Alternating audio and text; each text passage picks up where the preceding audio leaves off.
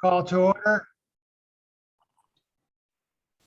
This is the Connecticut Paid Leave Policy Personnel Committee agenda meeting for Tuesday, October 5th, 2021. If we can do an attendance.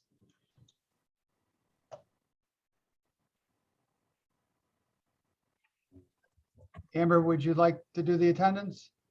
I'm on mute, sorry. Daryl, you're obviously with us, and Mike Soltis. Here.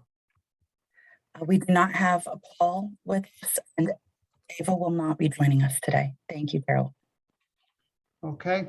I do not believe we can have a call to approve the September 1 minutes. So we'll table that for our next committee meeting and hopefully have that ability for September 1. I think next we'll go right into the discussion on hiring remote workers with Andrea. Okay. Good morning, everyone.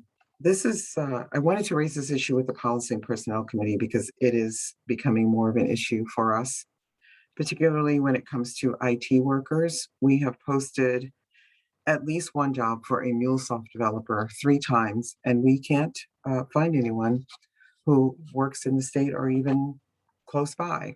They're being hired by large insurers and startups, and the ones that are applying, they are applying out of state. So places where you might imagine that they are in California, and Washington State, and Texas, surprisingly, Chicago, and DC. So in order to fill these jobs, we're going to have to think more open and flexibly about where people come from and where they work. And although and most of the country continues to work remotely. So I understand that there may be some concern about hiring people for the paid leave authority who do not work or who don't live in the state or nearby. But our reality is that we need to have a more expansive position on where people are hired in order to hire the people that we need to, because some expertise does not necessarily reside in the abundance that we need in our state of only 3 million people. So I wanted to raise that with the committee and get their opinion on that. Well, when it comes to technology, you have to be competitive. There's a lot of resources throughout the country, quite frankly, the world. It would obviously be a benefit to Connecticut to have a Connecticut citizen resident. That would always be the priority. In my opinion, if you cannot find the resource within our state and it's critical need, like you said, we need to expand. And if you're expanding, again, in my opinion, it should not matter if they're in a neighboring state or on the West Coast. Time zones are a challenge, but that's up to that individual to make it happen. Obviously, we want the best talent, and telework, virtual settings is making that happen more and more. So, I think we do our best option for a Connecticut resident. And if it's not available, I see no issue expanding out, because it's critical. You have a need and you need to fill it, and it's possible you could fill it from another state at a cost that is reasonable and within your budget. So that's my thought. Michael? No, I'm on board, and as we've probably all seen and read, I mean, IT people are in very high demand, and if they want to work from home, they have the luxury of declining multiple job offers until they find one that they want. So it may be a situation where this is our only realistic option. I do have one question. Somehow I recall a discussion some time ago that the state had some restrictions about hiring remote workers, and I'm not sure if they apply to us. How concerned do we need to be? Not concerned. I'll ask Erin to speak to it more specifically, but for some state agencies, there is a rule that you have to be able to get to whatever your home office is within 3 hours. But that's really more focused on people that work at, let's say, hospitals, or perhaps they work for agencies that have more of a human services touch, where you literally have to be where the people are in order to get them the services that they need. That's not really our position. First of all, it's a rule that applies to the what I call the full state agencies, right? So the DOLs and the DMISs and the DCFs of the world, and not to quasis. And we've done our very, very best to post positions and hire people that live in the state. But there are workers, and I don't know if people know this, but there are a number of workers in the state that live in Massachusetts, Rhode Island. Not everybody lives in Connecticut. And obviously that makes sense. It's a small state, and and people have different talents and skills, and they work in different places. But that rule doesn't necessarily apply to us. Erin, did I get that right? And I'm fine if you completely contradict me, because it will be the first time. You're mostly right. Okay. There is a slight wrinkle, which is that in the 2017 CBAC agreement, they made telework subject to collective bargaining. And right now, the sort of state's base policy is that even if you're teleworking, you have to be able to be in the office at least 50%. That's been waived due to COVID. And I know it's sort of an ongoing matter of negotiation. So to the extent that we hire someone who, as of January, would be a classified unionized state worker, we'd have to work with the Office of Labor Relations to see if we could work through some sort of stipulation if we can't find someone who can be on site 50%.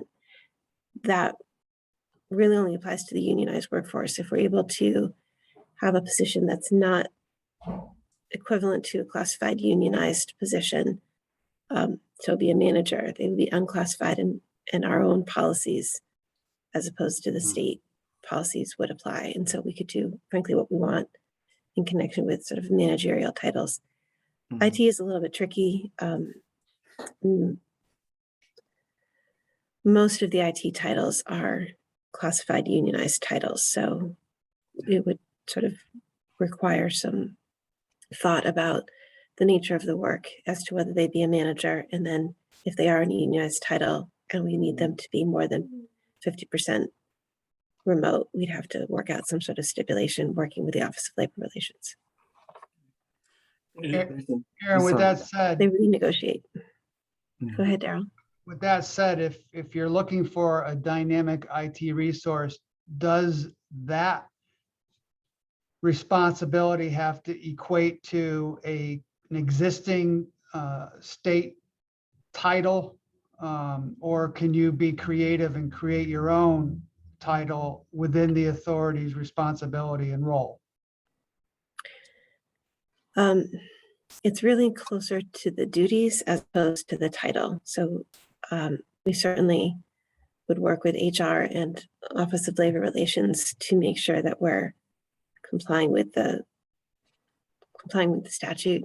But the statute basically talks about equivalent positions, Okay. as opposed to titles. So it is my belief, I have no inside knowledge, but it is my belief, based on things I've read in the public media, that this is an area that may be open for ongoing collective bargaining. So there may be kind of solutions that we're not aware of yet. We Okay. don't want to, I'll just say this for the record, because you're from DOL, we don't want to get into a position of hiring contractors for positions that are really supposed to be filled by employees. Exactly. So that's really why we're kind of in this conundrum. That's true. So I think the limitation, without knowing, and the collective bargaining CBAC agreement is pending, how can you approach hiring someone, let's just say, for example, from Michigan, who can't get here within 3 hours reasonably, and then that position is contractual, and then you got the 50% rule that's possibly applicable. How does that work? We'd have to work with Office of Labor Relations Right. and see if we can get a step. So sort of first step is to see the board's sort of openness to even allowing us to do this, and then we can work through the details. And again, for a managerial position, we don't have to even worry about STIPs or Office of Labor Relations. We can just have our own policy that allows for 100% remote as need, if that's necessary. It's just if we have to worry about, we can't enter into side agreements, right? We have to accept the fact that the Office of Labor Relations is the state's approved bargaining agent. And so we just work with them. Okay, thank Right. you. I think, go ahead, Mike, because I wanted to talk about travel expenses too, which is something that we have to keep in mind, which if you're asking someone to work in another state and then show up periodically. Hmm. Yeah. Well, Aaron, you mentioned you want to get a sense of this committee and then the board about this before proceeding. I mean, as a practical matter, what other options do we have? If the sense is let's not hire remote workers, it sounds like we've already tried multiple times to fill this position. Yep. I mean, realistically, are there any other options we should be thinking about? The only other option is the one that we've been exercising. I'm sorry, you directed that question to Well, Erin. I apologize. That's I okay. just realized you said Erin before you started. No, go ahead, Andrea. Oh, sorry. Is the one that we've been exercising, which is to use contracted staff. But what we're finding is that the contracted staff isn't even in the state. So the one person who is the MuleSoft developer right now, I think lives in DC, right? So we're, and we've posted the job because contracted workers are, the source that we use is excellent, but they're expensive, right? And they're also not a dedicated resource to the agency long-term. And we know that we need this particular resource for not only the contributions, but the claims administration as well. So we're trying to work towards that. So that's really the only other viable option. And I should also say that, we've had discussions with DAS about resources. They're experiencing the same thing. It's really hard for them to find people, especially with specified skill sets and platforms like MuleSoft, Tableau, Salesforce, Salesforce developers. While Salesforce is a pretty ubiquitous platform, it's so specialized in some areas that there are only a few people that do some of these things, and there's only a few people that do them well. And so you really, and even the contractors that we work with, our vendor partners like Slalom and Deloitte and these, they're also hiring them, at 2 to 3 times the rate that the state is paying. So they're taking sort of the cream off the top of the best developers, and there's some that don't want to work 80 hours a week, so they're looking, to come and work in a more humane environment. Quite frankly, they're just as good. They just have different priorities with respect to their work schedules, but our competitors, so to speak, don't have these restrictions. So they're hiring folks that work in, DC and Florida and California. And so all these really talented people are going other places. So, and I don't think it is a viable long-term solution to continue to hire a contractor.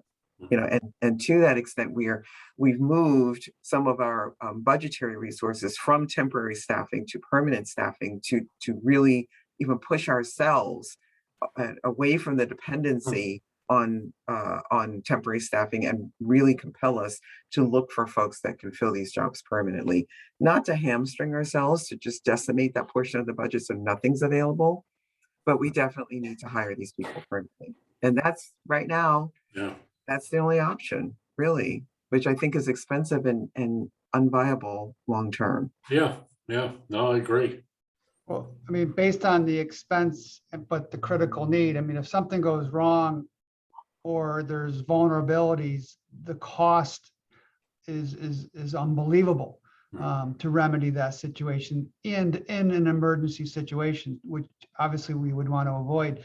Is there any will to revisit the baseline salaries of these critical positions to be more competitive and maybe get someone within the state that might be interested? They're very competitive now. So we actually did a market analysis of what these positions pay. And then we also pegged them to the higher ranges of what the state pays for these similar positions, because obviously we as Erin had mentioned, some of these are classified bargaining unit positions, so certainly we have to be within the appropriate state ranges as we're all state employees. And salary has not been the issue. It hasn't been. It really has been availability. So the people that we get, they're just saying, I don't really have to move to Connecticut. And if you're gonna, if that's one of the issues, then I'm not gonna leave California to come be a MuleSoft developer, on where it snows. I'm just not going to do it. It's a tough argument to counter. So that's where we are, and they're at a significant advantage right now because of their expertise. And if you can go with an employer that lets you work anywhere, then that's really where the competitive advantage of it's not really the money. They're not making that much more. And I'll just add, as somebody who has IT people in California in their immediate family, they have an attitude. I'm not going to do it. I just don't want to do it. It's okay. It is almost like a 2-year-old, right? And you can't make me. It's bizarre. Really is. Yeah. So it sounds like, interesting discussion. Yeah. it sounds like the will is really to open the borders of Connecticut. And if it's in a managerial role, at least, you have, a temporary solution and, see how it plays out. It might even be in the employment contract that if, subject to change, but at least for now, it's virtual telework environment 100%. Yeah. Great. Thank you. So we'll bring it up thank you for the insight and the feedback. Aaron, again, I apologize for cutting off early because I didn't hear Mike say Aaron until I started answering the question. Was there anything else that you wanted to add? Okay. No. When we move to the handbook, I can mention that we can put explicitly permitting full remote work as a policy into the handbook, sort of with the appropriate caveats about collective bargaining. We know we can't violate collective bargaining, but Right. so if we want to move into that agenda item, we can continue that. Yeah, Andrea, yes. are you all Yes. set? Okay, I excellent. am, Daryl. Yes, thank you very Perfect. much. So Aaron, yes, let's move into the next topic, which is the review and feedback of the employee handbook. Right. So thank you. So as I said, I think we will want to add some language in the handbook that sort of explicitly addresses the fact that as the authority, we allow full remote, which honestly has been our experience since March 13th, but with the appropriate caveats about collective bargaining. Just to let you know, we did get a couple of other responses from board members. One is crazy sort of oversight on my part because it's a giant issue, but nowhere in the policy do we talk about FMLA. So we really should, considering our focus and our mission. The state of Connecticut has a statewide family and medical leave entitlements policy, which addresses Connecticut FMLA, federal FMLA, the state laws that give state employees specific time off for organ and bone marrow in addition to those entitlements, as well as something the state calls CBAC supplemental leave, which is also something we got out of CBAC 2017, which is basically a carryover over the old leave available under 5-198A of the State Personnel Act, which basically gives additional unpaid job protected time off to state employees if they've exhausted their federal and state entitlements. It's something that was collectively bargained. It is applicable to all collective bargaining employees, and the state has adopted it for all managerial and executive employees as well. So I think given that we're all state employees and most of us will be collective bargaining, I think it makes sense to just explicitly adopt the state's policy on that. And then Mike Soltis, thank you for the technical changes you suggested. One of which is to recognize that by the time we actually get through the public notice process, we're going to be into December. And so we should just change the opening section, which talks about right now, everybody is state employees, but as of January 2022, there'll be this distinction. We should just adopt it as of January 1st, 2022, going forward. So we don't have kind of these holdovers of the past 2-year interim period. So those are the comments we've received thus far from committee members and other interested board members.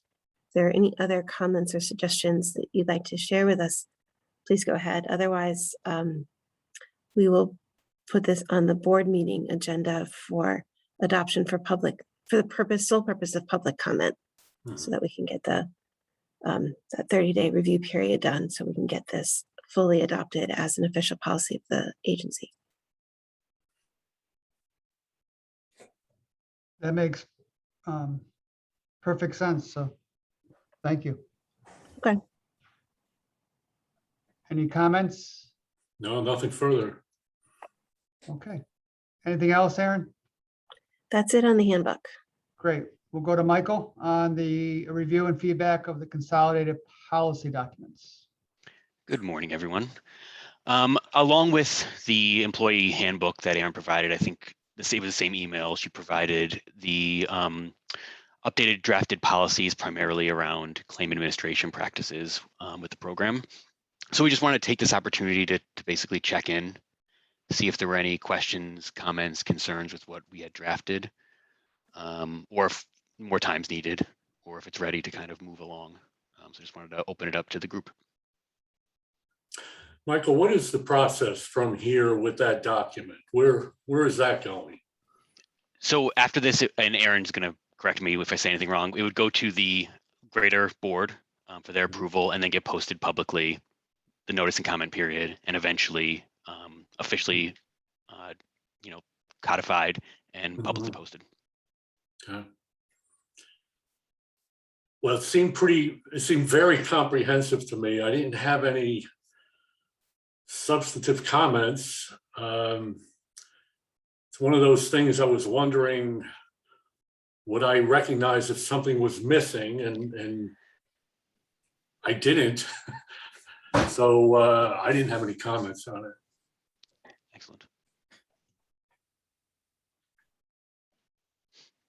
And we're still working through. I'm reviewing it for more of the less the content, more the typos, grammatical errors, making sure we have periods where they need to be, and we're using the same, the terms over and over again. So rather than referring to someone as an employee when we should be calling them covered employee, because that's what the statute uses, things like that. So there's a little bit of modifications going to be on that before it goes to larger board, but that's kind of what we have left to do.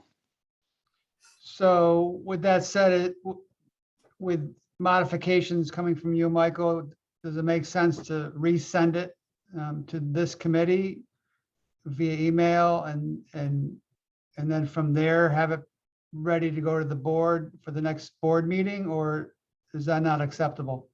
Aaron?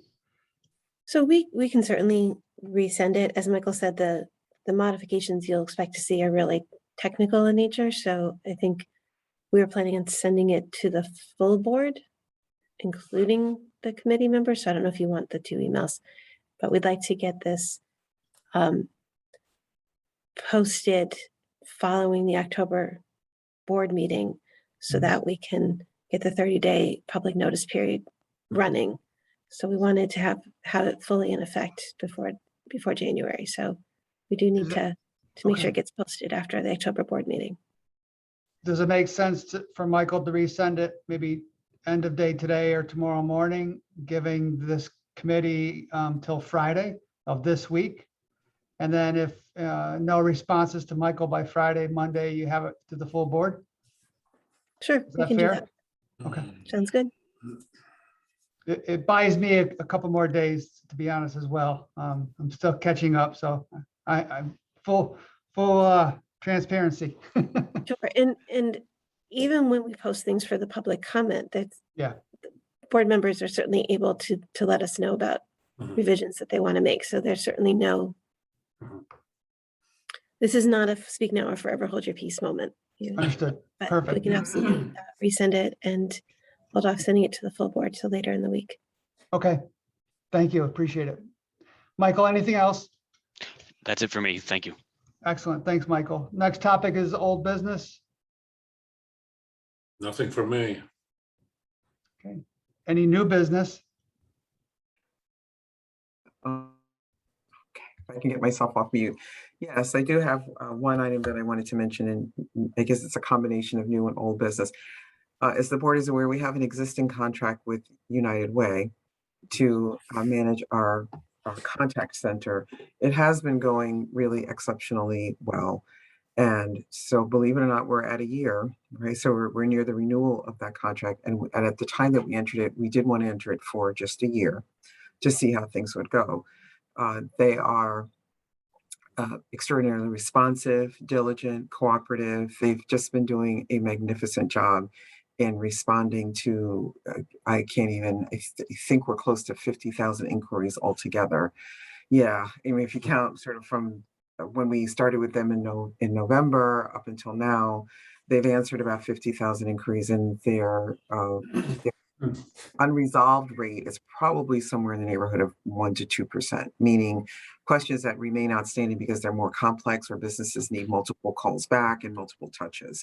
We'd like to recommend to the board when we meet that we renew that contract, especially since we're coming on claims administration, and they're already answering questions about claims administration, and we're offering them training so that they can answer those questions, although that's not currently in the purview of their current contract. They've agreed to do that for us because the questions are coming, and they're just interested in being a support to our constituents. So we are, and there will be no increase in the contract. The contract, I believe, is 1.5, and there are 15 people that work there. And but if we were to staff at the same rate, our rate would be closer to 1.9, honestly, because of the fringe. So we do save a considerable amount of money, and we also have the flexibility in that staffing that if there are fewer people that are needed, we can certainly push. They'll get a fewer people and pay for fewer people, but the max that we would have is 15. So I just wanted to put that out to the committee, get any feedback on that, vet any questions you might have about our relationship with United Way before we bring it up to the full board. So recognizing the need for best customer service, this is very interesting to hear. And what would be the customer? Is it the employer and the employee? And what would be the difference between this contract for customer service versus what Aflac will deliver in customer service? Yeah. So the answer is that they will be the primary contact for employers, because Aflac is not really answering questions about the paid leave program for employers. Their role is claims administration for workers, for participants in the program. So the way that will work for United Way is they will receive, as they are now, a plethora of questions about how paid leave will work from both employers and employees. Their scope will be very limited when it comes to workers. Their scope will be limited. They will be able to give them basic information, and then anything else that they want to know about their claim, who's been in touch with their employer, all of that will then be referred to Aflac. What we don't want to have happen is for people to have a wrong door, which is why we're trying to be more open and flexible about how this process will work. So if you get on our website and you go to contact us and you have a question about your claim, we don't want the answer to be, you've come to the wrong place, go over there. We want the answer to be, well, we want to say that, but in a nicer way. Let's just put it that way. We just want to say that, but we don't want to actually say, go away, go over there. What we'd rather say is, here's a preliminary answer to your question. But in order for you to get the best information about your specific circumstance, you should call Aflac. Here's the number. Here's how you reach them. Aaron. Okay. Well, with that said, is there any possibility that the two can be connected for an immediate transfer, or do you actually have to give the digits for them to call? Can we create the technology to transfer the call between 211 and Aflac? No, because we don't have a call center, right? Okay. It's still a contact center. Erin has her hand up. Got it. Okay. Yeah, and just to reiterate, we still anticipate that one of the primary responsibilities of the contact center will be to help employers with their contributions, which has been an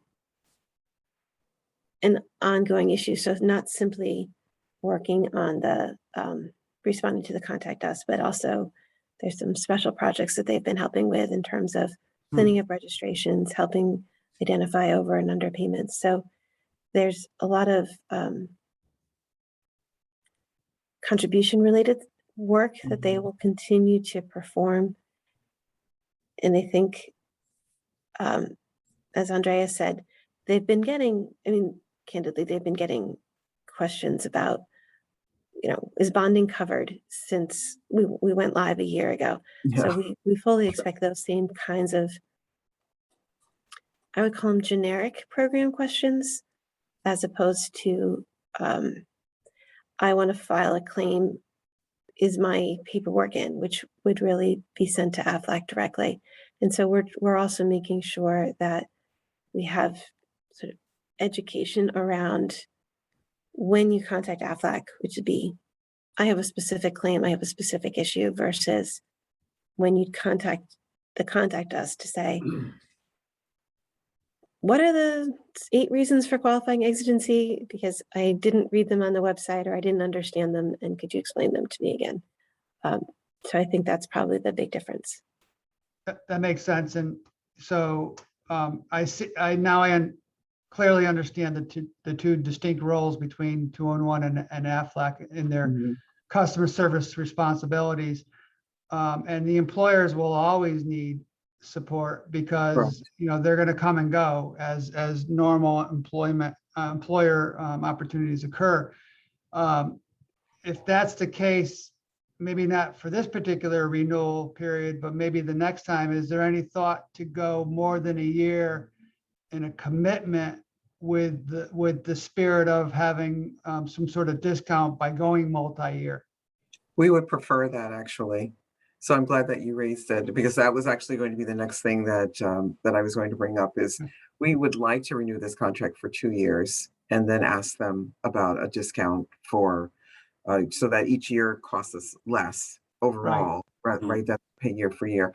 But we promised the board when we entered into this contract last year that it would be for just a single year, and we would come back and report on what the performance has been. And the performance has really been outstanding. Right. And so we would like to come back and ask for a multiple year contract. We can go back to United Way and determine what the length of that period would be and what the dollar amount would be that they would propose as a result of that.